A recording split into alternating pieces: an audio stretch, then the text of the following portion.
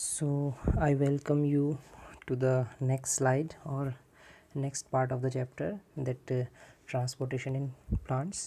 तो हम जैसा कि हम समझ ही रहे थे कि ट्रांसपोर्टेशन मीन्स क्या होता है। हमने कल भी थोड़ा सा डिस्कस किया था लास्ट लेक्चर में कि जो vascular plants transport system consist of two main type that is xylem and phloem. तो जाइलम तो आपको पता है ये वाटर का जो मतलब H2O का जो कंटेंट होता है उससे रिलेटेड है, और फ्लोएम मीन्स मतलब ये तो सिस्टम होता है रूट्स से हमारी लीव्स तक, और फ्लोएम जो काम करता है वो लीव्स से अदर पार्ट। ठीक है, just like animal plants need food, sunlight, oxygen, nitrogen, other essential nutrients to survive. सीधी सी बात है, आपको समझ आ गई होगी। Next, these are obtained via transport system in plants means of root pressure, cohesion, adhesion, tension and transpiration। तो ठीक है, कुछ डिस्कस करते हैं। ठीक है, तो जैसे कि हम एक जाइलम वाली बात डिस्कस करने वाले हैं। तो आप जानते ही हो xylem transport of water and minerals from the root hairs to the shoot system, है ना। यानी कि रूट से ऊपर के लिए जाता है वाटर और एक तरह से लीव्स में मतलब किचन जो होती है वहाँ तक जाता है। It is made of many hollow dead cell join end to end with end cells and has disappeared from a long tube. तो देखो सीधी सी बात है, आपको एक चीज़ ध्यान रखनी है कि ये डेड सेल से मिलकर बनता है ना। Xylem vessels contain no cytoplasm और न्यूक्लियाई। कोई भी साइटोप्लाज्म और न्यूक्लियाई नहीं होता है, सेल चैप्टर में हमने पढ़ा था।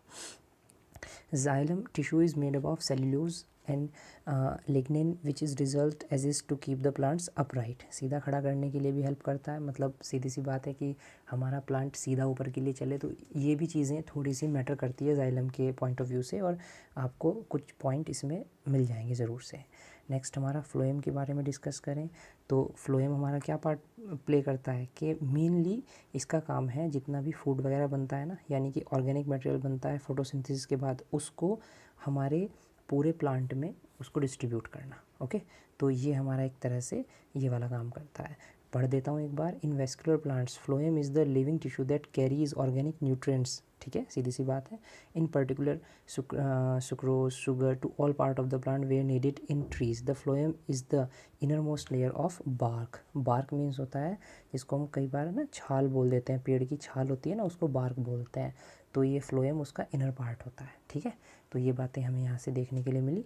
अभी क्या है कि आपको एक टॉपिक हम कल डिस्कस करने से रह गए थे, मिनरल्स की क्या इंपॉर्टेंस होती है। ये बहुत इंपॉर्टेंट टॉपिक हो जाता है हमारा एक अगर हम बात करें प्लांट के रिस्पेक्ट में तो ये टू पार्ट्स में डिवाइड हुआ है, एक तो मैक्रो और एक माइक्रो। मैक्रो मतलब जिनकी ज़्यादा ज़रूरत होती है। ठीक है, तो उनमें हमारे नाइट्रोजन है, फॉस्फोरस है, पोटेशियम है, जैसे NPK इनकी शॉर्ट फॉर्म होती है, और कैल्शियम एंड सल्फ़र। तो नाइट्रोजन का काम मेनली आपको पता ही है प्रोटीन प्रोवाइड करना, और प्रोटीन से ही मिलके बनते हैं और ग्रोथ प्रोवाइड करते हैं, चाहे हमारे लिए हो, इंसानों के लिए हो या प्लांट्स के लिए हो। फॉस्फोरस का काम हमारा है, जो फॉस्फोरस है वो भी प्रोटीन से मिलके बनता है और सेल मेम्ब्रेन से, और उसका मेन काम होता है जो सीड जर्मिनेशन है ना वो अच्छे से हो प्लांट का, है ना, और रूट सिस्टम पुअर बिल्कुल ना हो, और रेड स्पॉट हो जाते हैं लीव्स पे, पर्पल रेड, अगर पर्पल एंड रेड अगर ये इसकी फॉस्फोरस की डिफिशियंसी होती है तो, है ना। ये भी याद रखना है, पूछ सकते हैं कि एग्ज़ाम में पूछा जा सकता है कि फॉस्फोरस की कमी से क्या डिजीज़ वगैरह हो जाती है, डिफिशियंसी हो जाती है। और पोटेशियम की बात करें तो ये भी ग्रोथ के लिए रिस्पॉन्सिबल होता है, और पुअर ग्रोथ होगी अगर गड़बड़ हो जाएगा तो, ठीक है ना। और अगर माइक्रोज़ में बात करें यानी कि जो चीज़ें थोड़ी सी चाहिए होती हैं, तो iron, manganese and zinc most है इसमें। तो अगर आयरन की कमी हो जाए तो जो लीव्स होती हैं वो येलोइश हो जाती हैं, है ना, देखी भी होंगी आपने प्लांट्स की। और अगर मैग्नीज़ की कमी हो जाए तो वो येलो भी होंगी बट विद ग्रे स्पॉट, है ना, आपको डार्क काले काले धब्बे टाइप भी मिल जाएंगे। और अगर जिंक की कमी होती है तो हार्मोन्स में गड़बड़ होना और प्लांट की ग्रोथ गड़बड़ हो जाती है। अगर आप अपने घर पे पूछें, अगर कोई मतलब थोड़ा एग्रीकल्चर बैकग्राउंड से हो, तो ये सब चीज़ें ना हमें डालनी पड़ती हैं एज हम बोलते हैं ना, पेस्टिसाइड डाला है, इंसेक्टिसाइड डाला है और फर्टिलाइज़र्स यूज़ किए हैं, तो वही सब आप इसमें भी, यानी कि अच्छे से अच्छा प्लांट हो हमारा, इसलिए हम इसको हम क्रॉप के लिए भी यूज़ करते हैं। नेक्स्ट में अगर हम देखें तो आपका ट्रांसपोर्ट सिस्टम में, तो ये हमने पढ़ाई सारे जितनी भी बातें थी। एक ट्रांसपायरेशन एक वर्ड वाली बात आती है, तो अगर मेन बात करें हम तो ट्रांसपायरेशन क्या होता है generally, loss of water in the form of vapour, ठीक है ना। यानी कि फोटोसिंथेसिस होगा और फोटोसिंथेसिस के बाद वाटर हमारा वाटर वेपर की फॉर्म में लूज़ कर जाएगा ट्री से, तो उसी को हम ट्रांसपायरेशन बोलते हैं ना। जैसे कि जनरली टर्म इवोपरेशन होता है ना, इवोपरेशन, तो प्लांट्स में जब इवोपरेशन हो तो उसको ट्रांसपायरेशन बोलते हैं। 3 रीजन्स में होता है ये।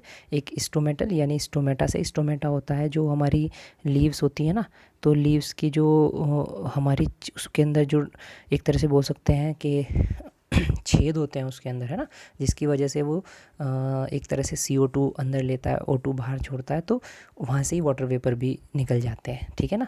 तो एक तो स्टोमेटा से, दूसरा हमारा ये जो हमारा कटिकुलर होता है, ये इसमें एक तरह से समझ लो कि घासों वाला सिस्टम जो होता है ना, घास जिसको बोलते हैं, तो वो इसके अंदर में आता है, ठीक है ना। और इस सरफेस, लीव की सरफेस से भी थोड़ा सा वाटर इवेपोरेट होता है, बहुत हल्का, बहुत हल्का। आपको जान के बड़ा अच्छा लगेगा कि दिन में तो मेनली इवेपोरेशन, जो ट्रांसपायरेशन होता है वो स्टोमेटल होता है क्योंकि फोटोसिंथेसिस का प्रोसेस चल रहा होता है, लेकिन रात में ये वाला रेस्पिरेशन होता है, ट्रांसपायरेशन होता है। और थर्ड नंबर वाला जो है ना, बाक ट्रांसपायरेशन, ये बाक मतलब वही छाल, ठीक है ना, छाल से भी थोड़ा सा लूज़ होता है। ये ऐसा समझ लो आप, थोड़ा थोड़ा जैसे हमको स्वेटिंग आती है ना, ऐसा मान लो आप, दोनों चीज़ें। और ये बात हमें ध्यान रखनी है कि रेट ऑफ ट्रांसपायरेशन बहुत ज़्यादा होगा अगर रेट ऑफ ट्रांसपायरेशन बहुत ज़्यादा होगा अगर तो रेट ऑफ एब्जॉर्प्शन भी ज़्यादा होगा, यानी कि जितना ट्रांसपायरेशन होगा उतना ही एब्जॉर्प्शन भी होगा, सीधी सी बात है।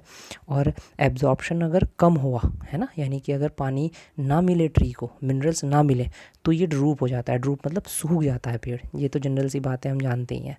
और कुछ चीज़ें यहाँ पे देख सकते हैं कि rate of transpiration is directly proportional to rate of absorption. हमने पढ़ाई फैक्टर कौन कौन से इफेक्ट करते हैं, टेम्परेचर, यानी टेम्परेचर ज़्यादा तो फोटोसिंथेसिस अच्छी, और सीधी सी बात है रेट ऑफ ट्रांसपायरेशन भी अच्छा। लाइट के सेंस में भी यही बात कर सकते हैं हम। ह्यूमिडिटी, ह्यूमिडिटी अगर ज़्यादा होगी तो रेट ऑफ ट्रांसपायरेशन कम होगा, जैसे कि इवेपोरेशन में भी हम लोग पढ़ते हैं। विंड स्पीड ज़्यादा होगी तो भी ट्रांसपायरेशन ज़्यादा होगा, एज वही इवेपोरेशन वाले फंडे हैं इधर भी। इंपॉर्टेंस क्या है ट्रांसपायरेशन की, देखो अगर ट्रांसपायरेशन होता है ना, तो ये एक तरह का सक्शन फोर्स लगाता है जाइलम के ऊपर, तभी तो वो पानी नीचे से उठाएगा, जैसे समरसेबिल उठाता है ना, ऐसे। और इतने ऊंचा प्लांट होता है, सोचो वहाँ तक पहुँचाता है, मशीन भी नहीं है कोई, है ना। तो सोचो ग्रेविटी के एंटी ग्रेविटी वर्क हो रहा है यहाँ, तो उसका सक्शन फोर्स कौन देता है, एक तरह से आप ट्रांसपायरेशन को मानिए, बड़ा इंपॉर्टेंट है। और मेंटेन टेम्परेचर ऑफ ट्री, यानी कि ट्री का टेम्परेचर भी ये मेंटेन रखता है। पीछे से ऑडियो लेक्चर आपको पोस्ट कर रहा हूँ, उसको भी आप देख लीजिएगा।